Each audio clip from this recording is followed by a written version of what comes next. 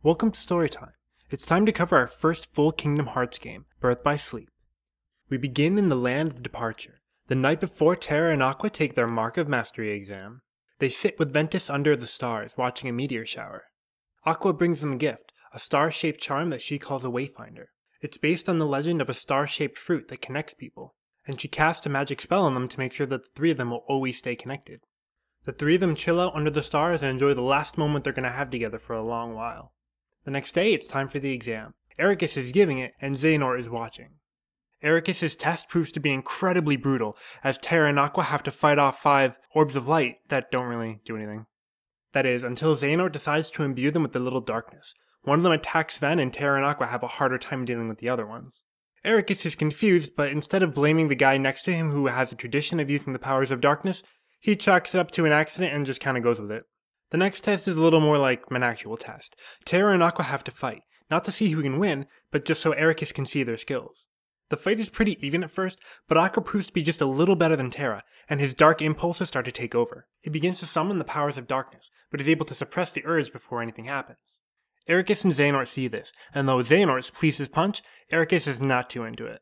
Because he couldn't control his darkness, Terra fails, and Aqua is declared a Keyblade Master. Ericus tells Terra and Ventus to beat it, so he can give Aqua all the awesome Keyblade secrets he's been holding back. Terra goes outside to brood, but he's met by Master Xehanort. He can tell that Terra is disturbed by the fact that the darkness almost overtook him, but he tells him that it's nothing to fear. He says that as long as Ericus doesn't acknowledge the power that darkness can have, he's never going to see Terra as a true master. Terra is unconvinced, but Xehanort tells him that darkness cannot be destroyed, it can only be channeled. Terra seems all about this assessment, but they don't have time to talk anymore because a bell goes off, meaning that Terra has to return to Ericus. Meanwhile, Xehanort pieces out the Recorder of Darkness. Elsewhere, Ventus returns to his room, but he finds Vanitas waiting there for him. Of course, Ventus no longer has any memory of Vanitas, so all he sees is a masked creep sitting in his room. Vanitas doesn't feel that Ventus has gotten strong enough yet, so he wants him to leave and explore other worlds and grow stronger.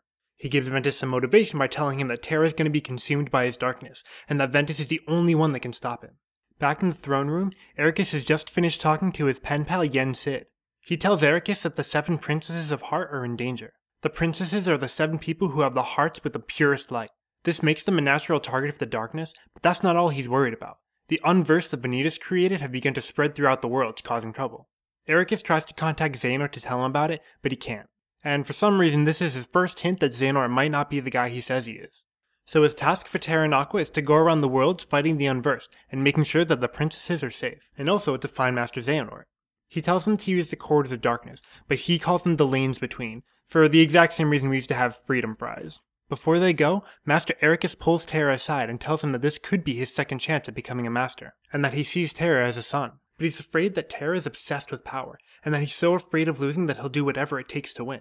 Terra goes to the courtyard, and Ventus just barely manages to catch up to him as he activates the armor that'll protect him in the Corridors of Darkness. He says goodbye to Ventus, turns his Keyblade into a rad hoverboard, and takes off. Ventus now believes that if Terra leaves, he's going to succumb to the darkness, so he turns on his own armor and follows him.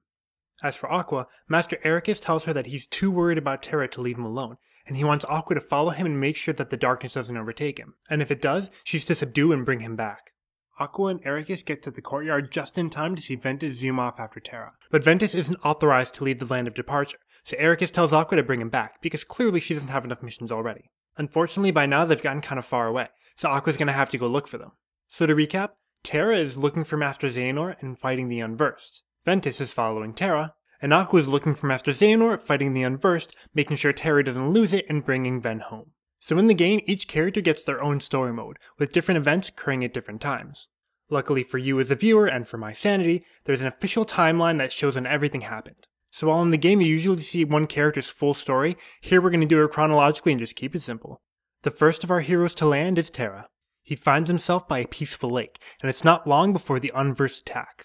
Following them, he finds himself in front of a castle, and comes face to face with Angelina Jolie. Maleficent, sorry.